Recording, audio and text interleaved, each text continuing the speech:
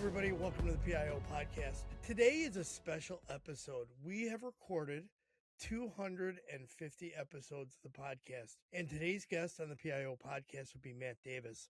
You're going to get to hear his episode in a minute. But first, I wanted to say thank you to all of our followers and listeners. This has been an incredible journey. I never thought I'd be able to do 10 episodes, let alone 250 over the last 6 years. It has been a pleasure to serve everybody. It has been a pleasure to connect people with other PIOs and public sector communicators from all over the country and the world. This is going to continue. I have not given up on this show. I'm going to continue trudging forward and bringing you guys new content.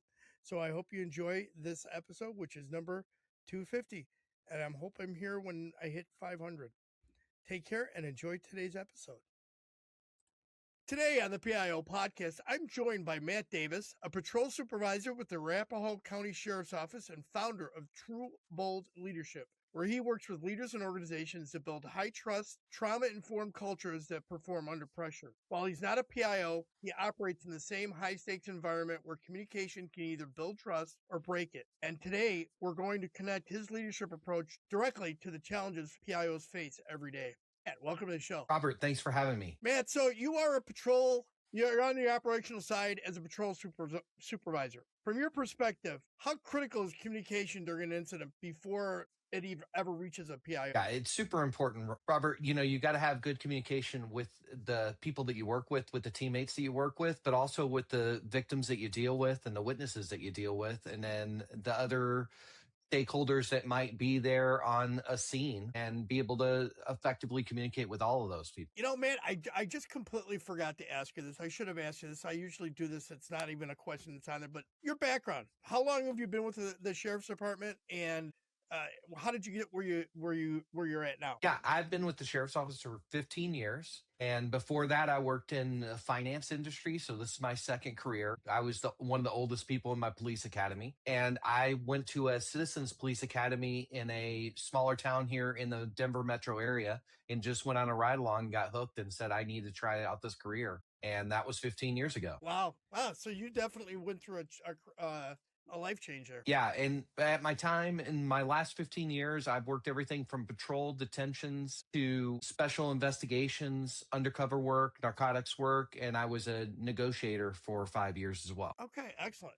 All right, so let's jump back into this. How does stress and adrenaline impact the way we people communicate, especially when you're out in the field? Well, we always talk about cortisol. We always talk about how the adrenaline dump goes. There's a lot of emotional responses, and you see it all the time in your business as leaders get up there, they're dealing with a lot of things. I think about something like a OIS, or a situation where there might be something heated, where there's a debate going on in the community. A lot of times as cops, we're not taught to think before we speak. And that's why PIOs are so important for us. And the neuroscience of that is we want to start defending our position right off the bat, instead of just being just listening. A lot of times listening and being thoughtful with our responses will help us so much more and create so few issues. And people understand that. They just want someone that actually takes a second, takes a breath, and then gives a response. They don't want the perfect response. They just want some type of a response that they know is authentic. Yeah, my wife likes to say this all the time, is people want to know the why. And a lot of times they don't get that why. They get told what to do, or they just get, these are your responsibilities, handle them, and they never understand the why. And a lot of people want to know the why. Yeah, knowing the why is one of the things that really, all my programs with TrueBold revolve around what's the why and what's the purpose of what you're about as a human being. And that has... Oh, go ahead. I interrupted you. No, I interrupted you. Go ahead. I always ask 4 questions when I get new teammates on my team. And the first question is, what's your why? The second is, how do you define trust? The third is, what are your goals? And then, how can I help you get there? How do I help you reach your goals? And those are the type of things that I go out and I talk to other public safety entities, fire departments, police departments, sheriff's offices all over the country about. All right. I like that. That's excellent to have that kind of understanding of your people. And that's really important. That was when I was a patrol supervisor many moons ago. My first shift I was on midnights, and you go to the midnight shift, and They're a different type of breed of people that like to work that shift. And I remember meeting people individually in a parking lot with a cup of coffee and saying, tell me about you. And they're like, well, nobody ever asked me about me. Well, if I don't know who you are and what you're about, how am I supposed to supervise you properly? Yeah, that's a big key. And I started that when I first got promoted to a lieutenant 3 years ago. I went back to detentions. So in detentions, I just wanted to get a pulse on what was going on. And I had a lot of new people coming to my team, new people to law enforcement, and their why was all over the place. A lot of them the newer deputies that came to the department were they saw what went on with the civil unrest and during COVID, and they wanted good people to be in law enforcement. So they were attracted from other foreign countries as well as out of other careers. I had quite a few that came out of nursing into policing, and some came from mental health to policing. And from your time in law enforcement, what has been the standard answer that you want to hear from new cops is, I want to catch bad guys. I want to take people to jail. And that's changing. The one I hear a lot, the one I heard a lot early on was, I just wanted to be helpful. I wanted to help. Yes, I want to help people. Yeah. All right, so let's talk about TrueBold. I didn't have this in one of the questions. I don't know why I didn't have this in there. I should. Let's talk about TrueBold leadership. What is it? What do you do with it? Give me some idea of what you're doing with it. Yeah, TrueBold goes along with my personal slogan of unearthing the true boldness within. That's what I want to help other professionals be able to do and be able to communicate effectively what they are as leaders. They're being able to self-identify. It's a lot about listening, Robert, to be honest. But TrueBold has come out of my personal mental health struggle because I'm like a lot of cops where I had to raise my hand and ask for mental health help. And through that journey, I met with a therapist for many years and I still do. And through that journey and understanding who I'm about, I was able to take an inventory, a personal inventory of some of the things that I was missing as someone, as a leader, as a person. And I try to do that in TrueBold. TrueBold right now is I go out and I do customized, specialized training in leadership development with different departments. I have clients in Georgia, here in Colorado, Texas, Arizona, and I've spoken in Illinois. I'm soon to speak at the FBI LEADA conference here in June and some other events.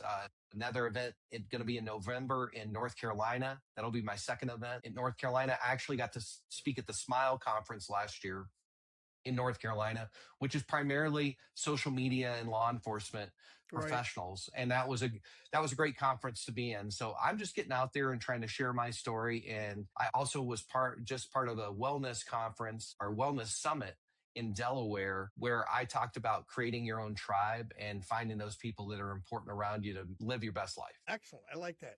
All right, so let's jump back into some of these other questions, and we'll come back and talk about TrueBold in a little bit. What are the biggest challenges in turning that operational information into something that's clear and usable for public messaging? This is a great question because as supervisors, we get out on scene and we're all about the technical. We're all about establishing the crime scene. We're in investigative mode and making sure our people are in the right place because it's a multi-dimensional call out type of situation, at least in my experience. When you're dealing with NIMS, you might be dealing with a fire, you might be dealing with a crime scene that's still, you don't know what you have. Being able to triage that information that's important to get out to the public and give to that PIO to get out, especially if you're looking for a vehicle, a person.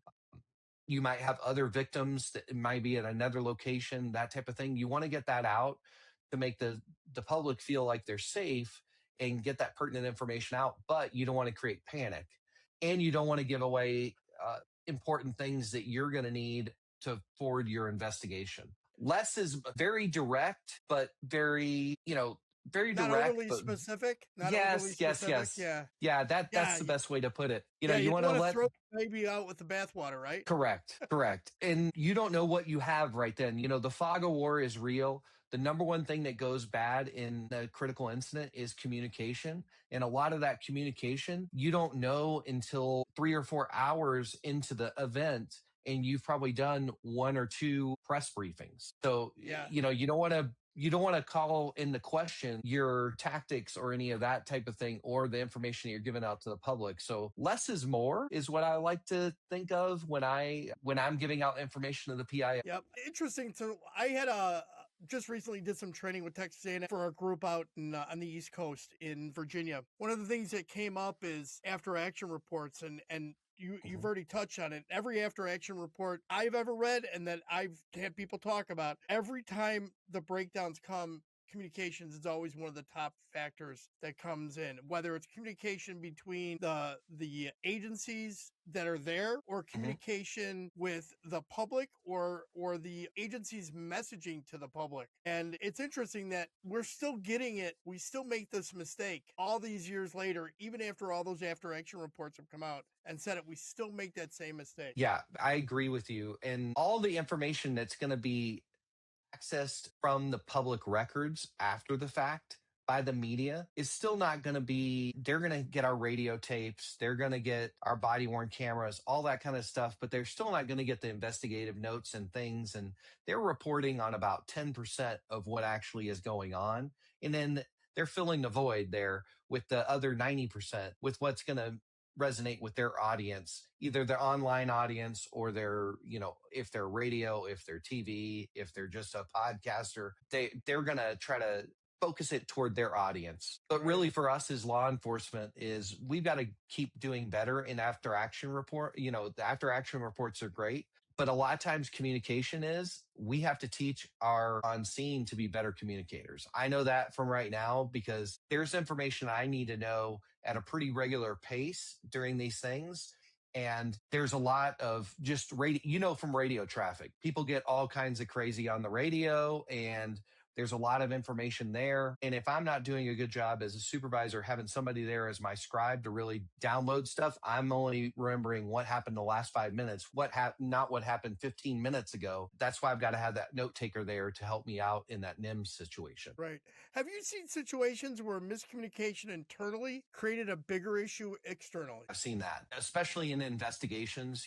Early on in an investigation, you think you've got this type of thing going on. And then when you really start breaking it down and start doing your things that you thought of when you showed up at the crime scene the first time, I can specifically think about this as in a homicide investigation. It looks very different from the time you go out to the crime scene to then you start doing the victimology and you start doing the advanced investigation. And then you find out, well, this is what really happened. And it's not the Right. same as one of these, there's a lot of online sleuthing and things like that going on, but we don't know what we don't know when we're out there on the crime scene. We're just Right. thinking about how can I protect the public and make sure I get that pertinent information out so I can protect them, but also how am I going to speak for this victim? And that changes over time because I don't know much about a victim when I'm out on one of these critical incident scenes. And that's what's going to be a focus in an investigation going forward. Right. Yeah, victimology is so important in some investigations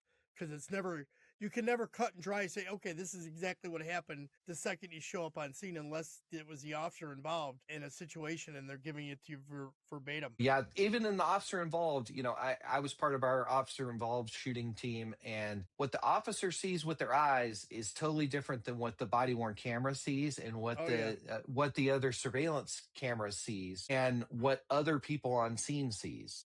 Yeah. We're just trying to piece it together the best that we can.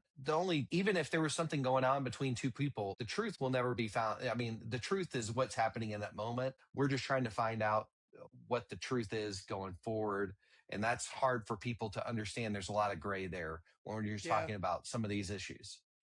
I always love when people see body camera footage for the first time and they've never really seen it, especially when there's a shooting involved, because body cameras are center mass in the chest, and in most cases they're seeing the person's hands, the officer's hands, or a limited view, and they're like, well, why isn't this better? Well, I mean, it's where it's mounted. It can only see certain things, and that's why that perspective is not always going to tell everything, like Yes. you said. And you're not going to be able to tell what the officer's feelings are, what their emotions are, what they're honed in on, because their field of view is a lot greater. And the camera's always running. So we're blinking. I blinked, during this podcast, I'm going to blink hundreds of times. Right.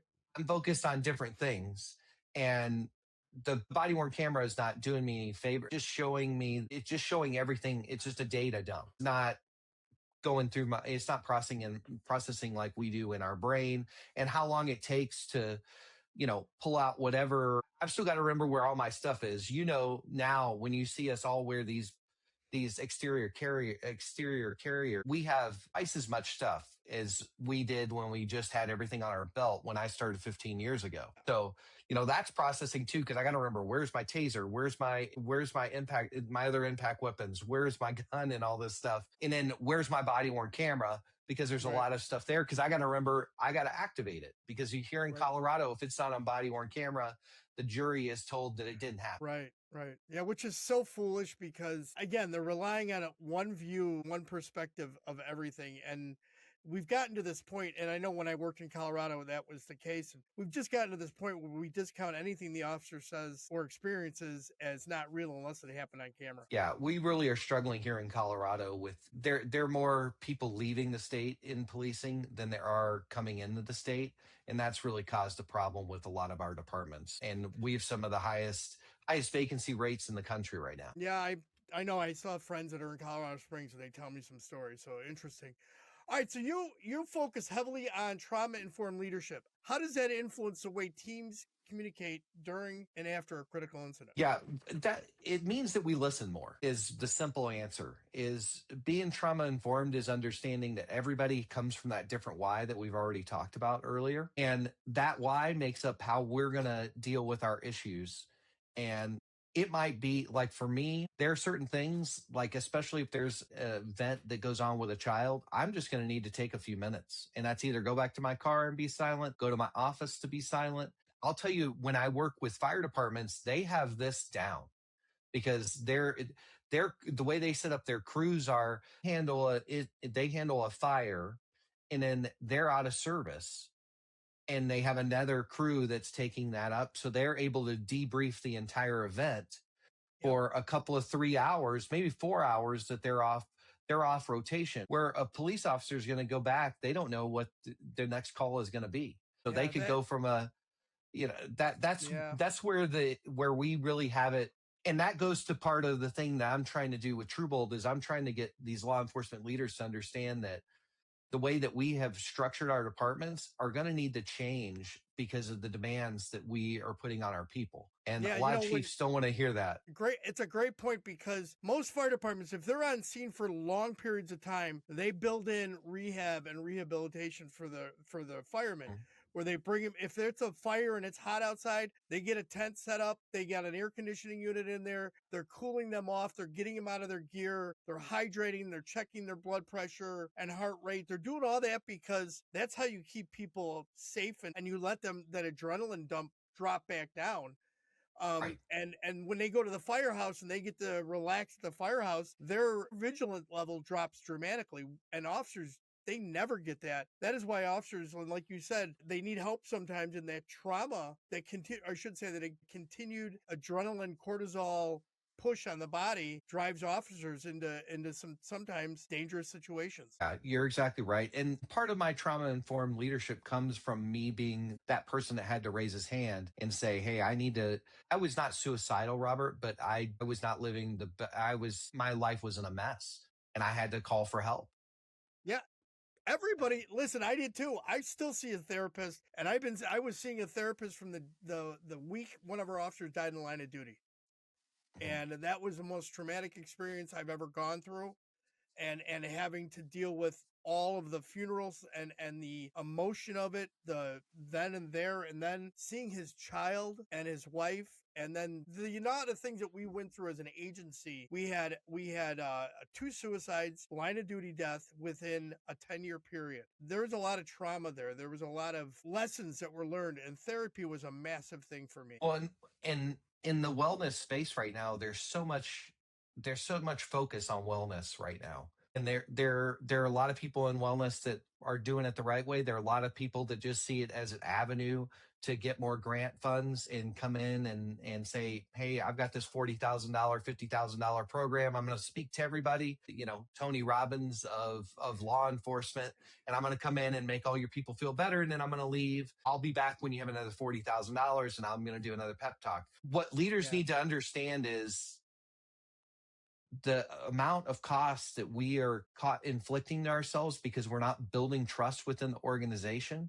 We're treating people like vehicles, like other, like computer systems, all these things. And we don't understand that we need to take the time to really build organizational trust and individual trust on as an agency total. Because we can put all kinds of things on the wall and say, this is our slogan. This is what we want to tell the communities. We're very good at building trust with the communities. We're very poor when we get inside our walls of our departments of building trust with one another. Because the whole thing is me as Matt and you as Robert, we might be up for the same job in a few years. And so we might be great friends, but when it comes down to it, is I'm going to say what I need to say to get the job over you.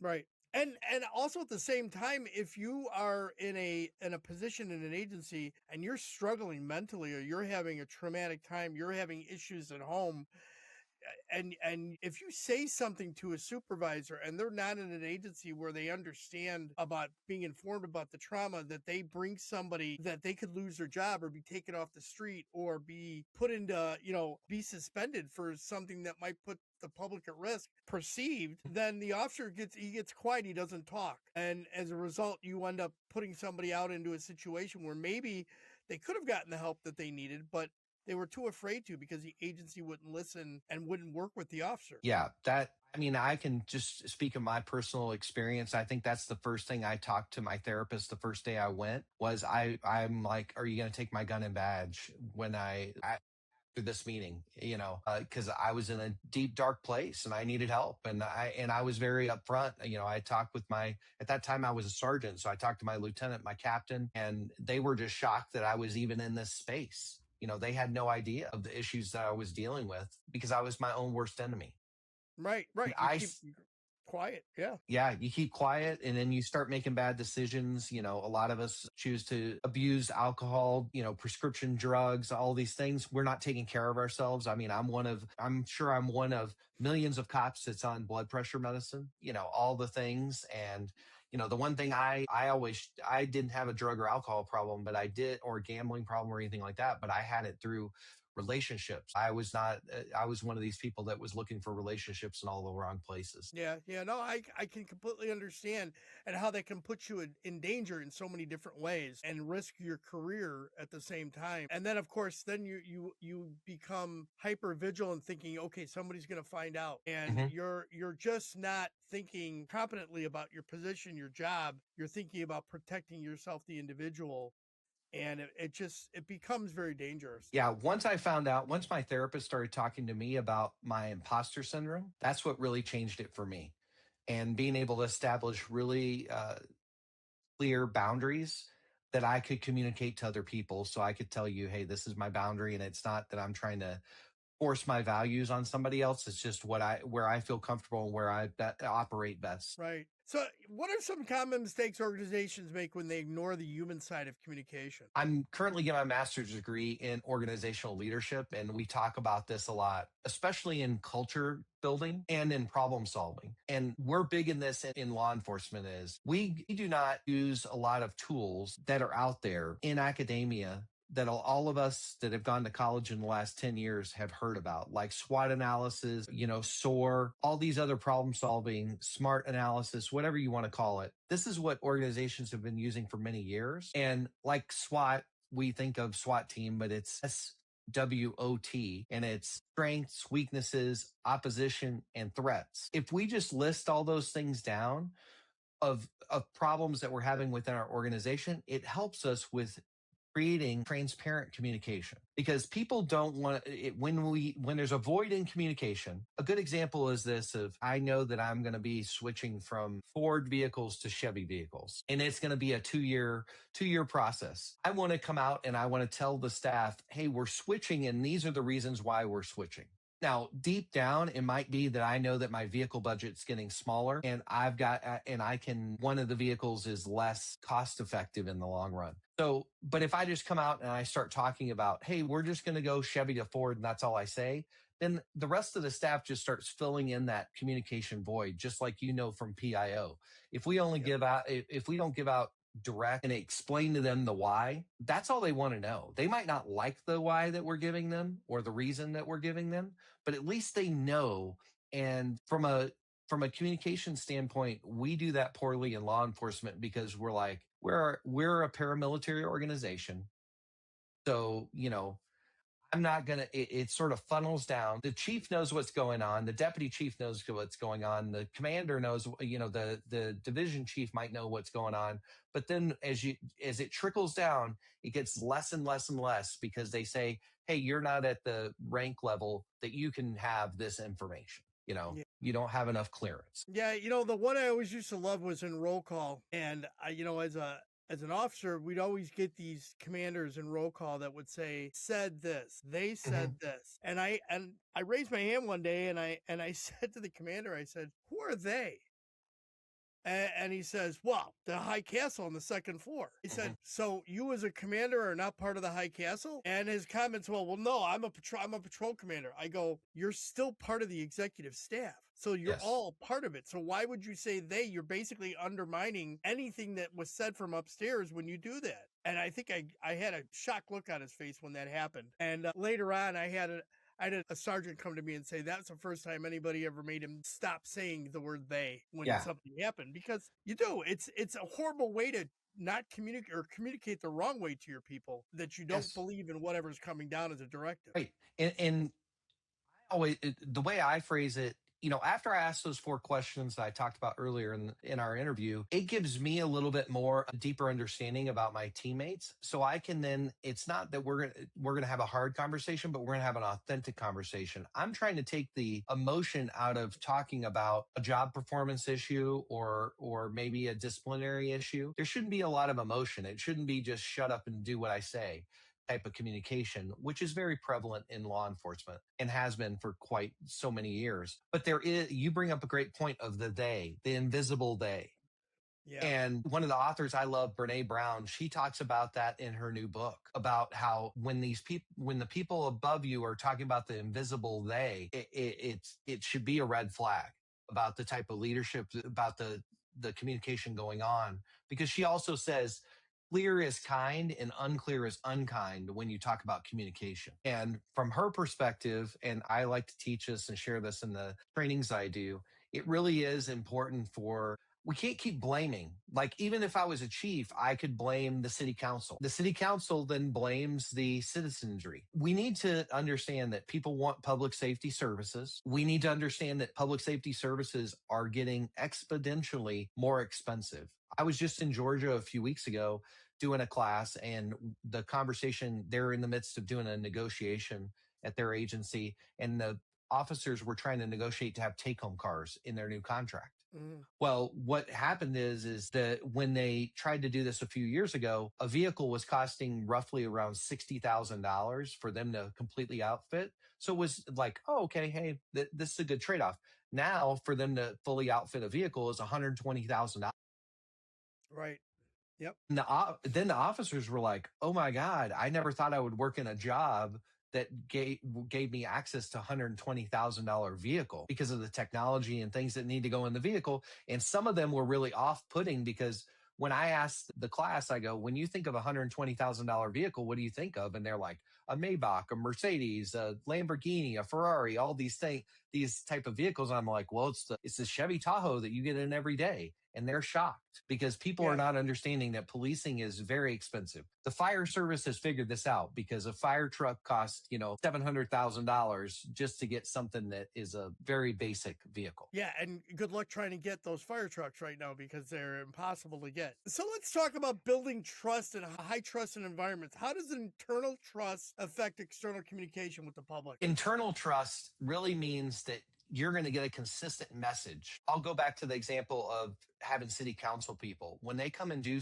ride alongs, they're going to get a different perspective from each person that they ride along with at each level of the organization. If you have clear communication inside and you've been done trust building, and this is a internal communication process that is not a trickle down process, but your CEO is bought in, and the lowest clerk, even the maintenance person is bought into this messaging. That's what's important. Now, I have like one of the articles that I got published last year in Trust is a Superpower in Ohio Chiefs Magazine. I broke it down to 4 different pillars. So the first one was transparent communication. You got to be transparent with one another. The other thing is, a consistent recognition system, not just we're doing it once or twice a year, giving out awards. I need to be able to look at you and go, hey, Robert, I know what your why is, and you really lived it out on that call. Or, I know that your goal is this. You're doing great work doing that. The other thing is communication and trust is built when we do collaborative problem solving. That's something we're poor at in a paramilitary organization as well, because we think that everybody, I should do less problem solving as a lieutenant, or maybe I should be doing higher brow problem solving as a lieutenant than a officer. I would say we all need to be working together because we're all on the same team and we're all dealing with the same issue across the organization. And then the fourth thing is protective advocacy. And this is how we talk about the people that we lead behind closed doors. So this is a 50-50 roll of the dice when you talk about leaders as a leader, are you going to stick up for your people? And also, are you going to take a bullet for your people when you need to in these meetings? But are you not going to fall into the group think? Because there might be you might be in a lieutenant's meeting of 20 something lieutenants, and this person works well with you, but they have not worked well with 4 other lieutenants. What do? They say, hey, this person bring up all this bad stuff. And then somehow you're a poor leader as a lieutenant because you're getting better results from this employee, from this teammate than they were able to get. So somehow you're a problem, they're a problem, the teammate is a problem. So me being an advocate, it becomes groupthink. And then sometimes you're either silent or you just don't look at the other person and say, hey, that's not what I'm experiencing this time. And that's not what I'm observing. Because people do get better. And we see it all the time in sports. Someone gets traded in a new team and their batting average goes up, or this or that, or they go to another organization and they do awesome. Yeah, it's interesting that you bring this thing up about the group think, and I go back. I remember the movie We Were Soldiers, and in the movie, I can't think of the main actor in that movie now, but in the movie, the guys are getting off the helicopter, and he goes, boom, boom, boom, you're dead. What do? Boom, you're dead. Mm-hmm. And so we as law enforcement, we have to train our people to train them up to be not only better officers, but potentially supervisors, potentially detectives, potentially SROs, whatever that their interests might be. And we don't and I've seen this a lot of times, supervisors don't really want to do that, because what ends up happening is the person that they train to work on the shift is good for them now, but then when they leave, now they've got a void. They don't want to let that go. And our job as supervisors is to train them up to be replacements for us eventually. Yes. That's kind of the way I've always looked at it. Yeah. And there's there's the converse thing there of the next man up, is we actually don't feel, it's like if I was to leave the sheriff's office today and 2 weeks from now, nobody would know who Lieutenant Davis was, because there would be somebody that just fell right in my position. Completely replaceable. You'll find that out. Completely. When I retired. Yeah. That completely I'm replaceable. Gone. Yep, completely replaceable, and everybody thinks they're not.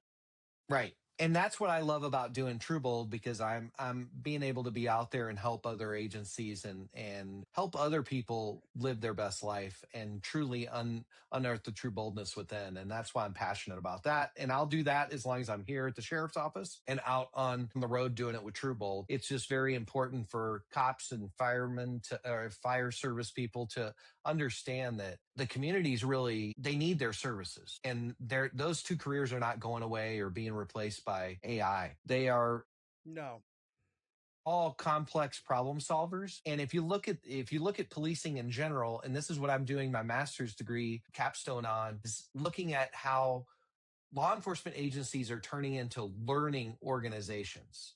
And they always have been learning organizations. So if you look at them, if you take that perspective, then we need to be better at identifying that and talking about that with the citizens and the stakeholders that we serve.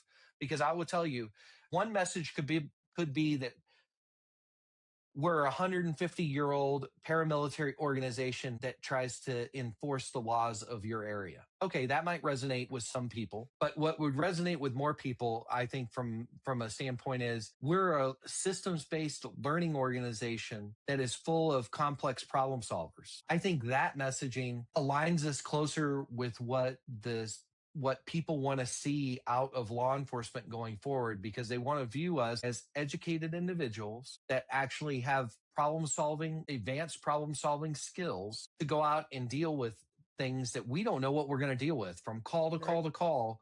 But we're out there solving problems. And if they understand, because if we look at legislation, especially here in Colorado, the amount of post hours that are required to keep your post up has almost doubled in the last few years because of the police accountability bills. And that's not going to stop. No. And that's part of the thing that I go out and I talk with executives about is, when you think, have you looked at your FTEs, your total number of employees, and talked to the people that approve your budgets about how this new training and the amount of training that is needed to keep people going in this industry going forward is going to cause you to maybe have to increase your FTEs? Because this whole thing of doing less with more, we can't do that anymore. We see what happens. When we do less with more, we fail as organizations. Absolutely.